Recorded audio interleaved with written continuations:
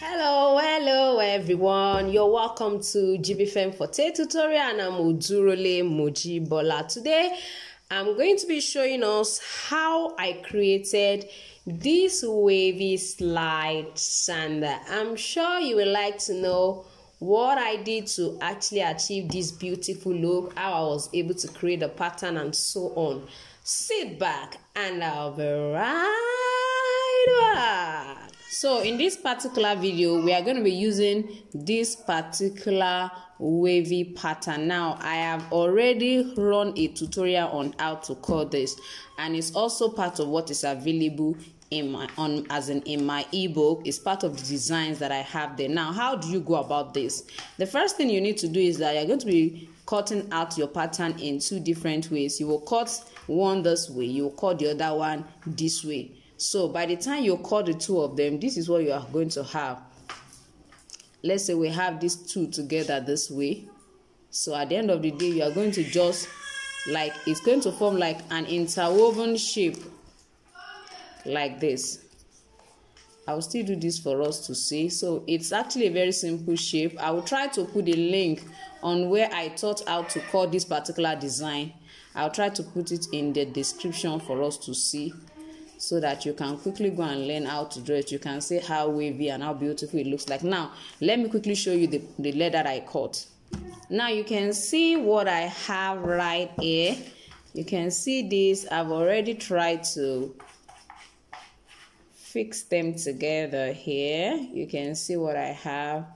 This is what it's going to look like by the time you interweave them into themselves. I believe you can see it properly like this. So that's what it's going to look like. Now, this particular design is not limited to just one. Now, the one that I'm going to be majorly actually creating in this video is a particular pattern, is a particular design. There are endless things you can actually use this particular design for. You know, you can see how it looks like a wave. That's why I call it a wavy slide, so to say. So there'll be one here. I think it has another one going this way, as you can see in the thumbnail. We have another one going this way, and there is still one other one here. So this particular design is not limited to, you know, interlocking it together like this. No, you can also do this. Look at what I have here. You can see these are the same thing. This time around, you're going to cut the same thing for this particular leg. Look at what I have. Place them on themselves this way. You can place as many as possible on it. So you can place as many. Ensure that they are, you see, this is another wavy slide that you can use it to create. So when it comes to creativity, it's actually endless. I'll place it on the last for you to see how beautiful and lovely it looks like. So you can imagine having this put together. Now, if you want to cut it yourself, fine. If you have already bought my ebook, congratulations. Just go right there now, and you can see what it looks like. This is really beautiful. So it's just like somebody will be wondering, what does this look like and what is this? So basically, that is what this particular pattern is. As in, these are the things you can use this for. In short, you can use it for anything. It can just be your front pattern. And the amazing thing is that while you are cutting this design, it's actually creating another design in between for you to see. Now, if you look at this, I use this particular one to draw this. Is the same way. Let me try to cut this in between for us to see what it looks like, because I find out that even while you draw it, I just allow some distance between this and this. You will see the wavy design that it will produce again, which is also used to create designs, also slide designs. I'm sure you might have seen something like that before. So when it comes to creativity, you can use a particular design to create a lot more. So I'm just going to cut through and get back to us. Now you can see what I have. I cut this side out This side I've not even finished cutting it, so it's just the space at the center that I want to show us another design you can use it to create. Look at what we have here.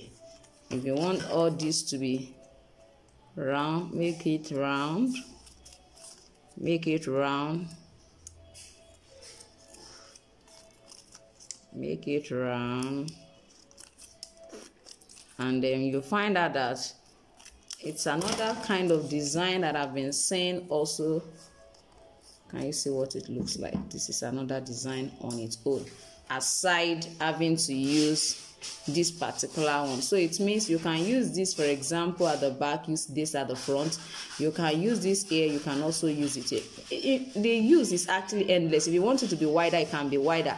It means the space between the two will be wider. When you cut one here, let's say you cut one here, when you want to cut the second one, make sure that the distance is wide. Don't forget that what produced that design is what we have here, the space here. So if you want it to be wider, just ensure that it is wider. So that's another thing you can use this particular wavy pattern to actually create. It's just a pattern, but you can use it to create endless designs. If you even want to use it like that, you can just make it wider. You can make it wider and then just use it like that. You can make it wider than this and just use like that. That is just one strap like this. So let me quickly go into lassen my wavy slide sandal. Now one thing you can do when you want to start it, you can see the way it looks. When you want to start this, so that it doesn't continue to lose, you can just use a drop of your glue just to hold that side together so that it doesn't begin to open up and disturb you as you interweave it this way. So let it just go. Let it continue to swing around themselves like that.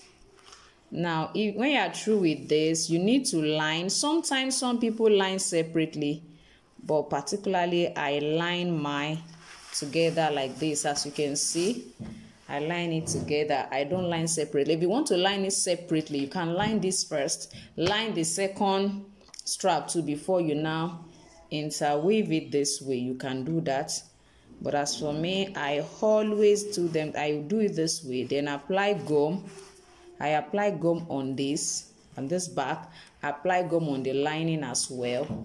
Then I will place them right on it. Just be careful so that your gum does not smear all around your pattern, your cutout pattern. So I'm just going to go ahead and do the remaining one. You can see those that I've done.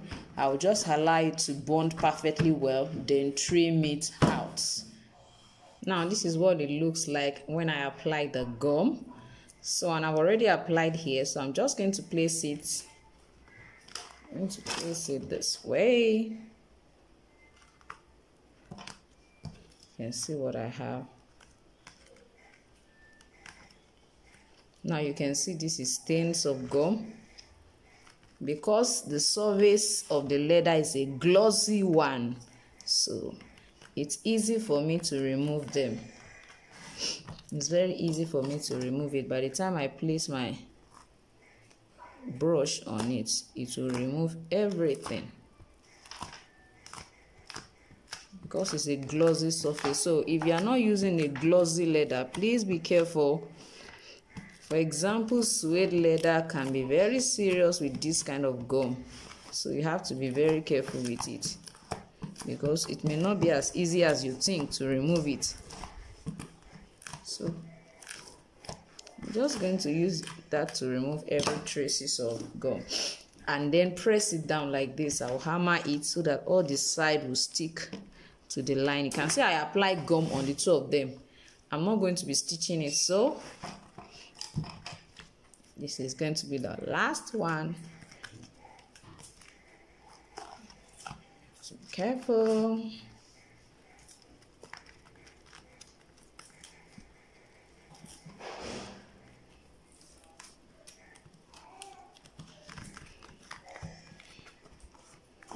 So just hammer it.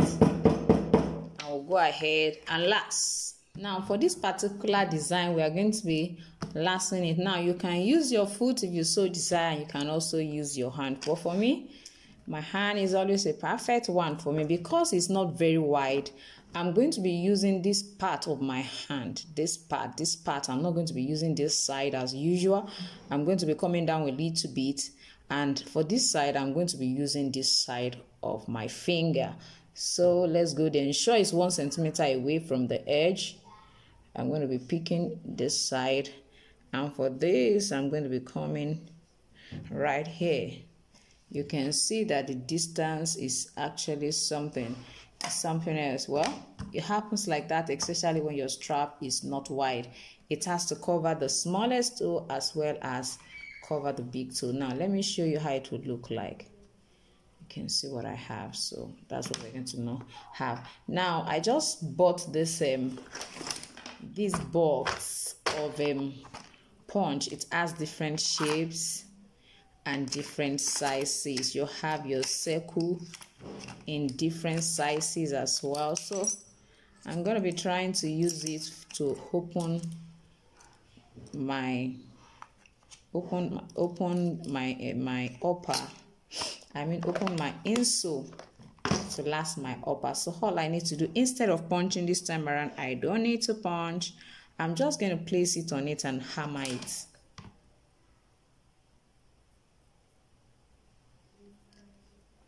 Then you have to be very careful with this.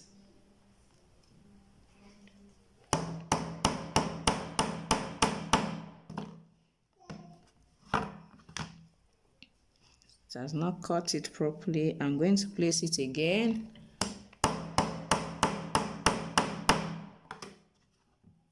I need it to cut it down. So you can see what it looks like. It has opened it properly for me and neatly.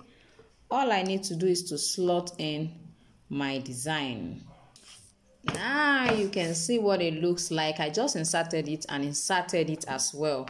So for the next placement, I'm going to pick up this plain one, and according to the design, this came this way.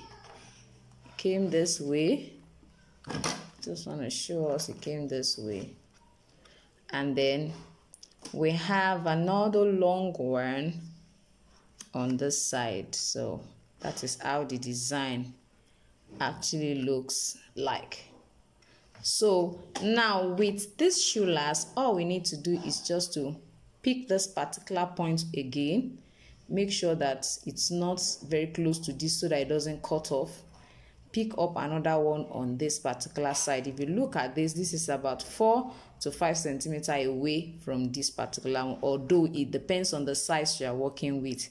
If you want to bring it down a little bit, you can, but ensure there is a place for this to stay and to stay conveniently on the last, because that is really very important. And if you want to start with this lower part, you can also start with this lower part. Just measure about 9 or 8 centimeters from this edge to wherever you would like to stop. Measure 8 to 9 centimeters. This is 9. If you want to use 9, measure 9. That will be for this one that will be here.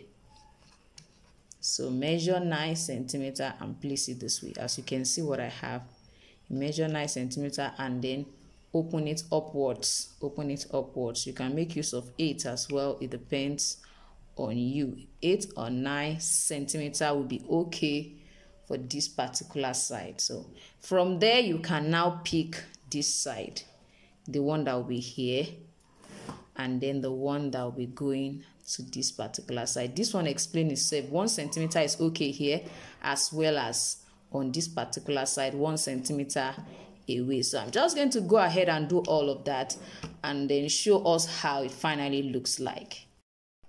Now, as you can see, I've already last them, so it's time to I've already inserted the upper. Now to finally position it and last, I'm going to be using this particular last for this particular work. So just insert your last gently. Although the size is a small one, or this last is what perfectly fits the person's leg. So I want you to know that most times some people have a shorter leg, but a short leg rather, but a wide feet. So don't be surprised that somebody says they are wearing 38 and the width of their leg, when you look at the whole circumference of this part of their leg, you'll find out that it's as much as that of somebody wearing 39 or 40.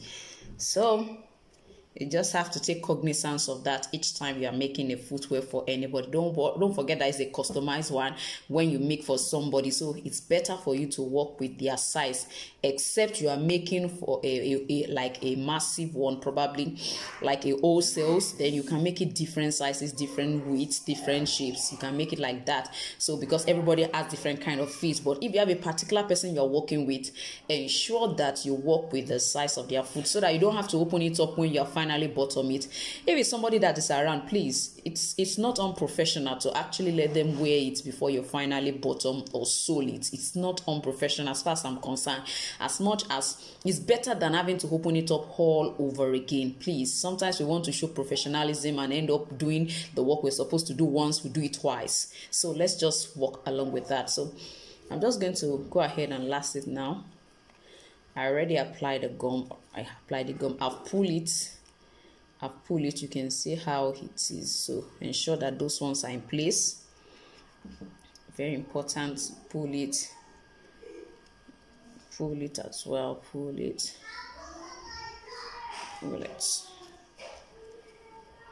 So for this, you do the same thing. Ensure that your last is well positioned. And our work is ready. If you don't have a last and you still want to produce this, trust me, all you need is the foot of whoever you're working with. Just work with their foot. Work with their foot. So you will see that this scissors reveals to cut it. That's why I always encourage that when it comes to shoemaking, ensure that you have two different scissors. One should be for your leather, mainly leather, while others can cut like your Nora. This insole is a PVC, but it's called Nora here in Nigeria. We call it Nora. It's a PVC sole. You can see it is a PVC sole, so that's what we are using as our insole. So sometimes you can decide to wrap. If you want to wrap using marco and cardboard or whatever, you can wrap it. You can also use this, but it's just that you have to finish the edges when you are finally through with this kind of system. You can see how lovely it is. So I'm just going to do the same thing with the second leg as well. Yes, you can see what the outcome of our footwear look like, our wavy slide look like. Don't forget to subscribe to my channel if you're new, and also press the notification bell so that each time I upload a video you will be notified. And don't forget my class, my 50% discount is still available till the end of April. I implore you to make use of the offer. Trust me, you are not going to regret it. Yeah. So I'm gonna see you next time. Bye.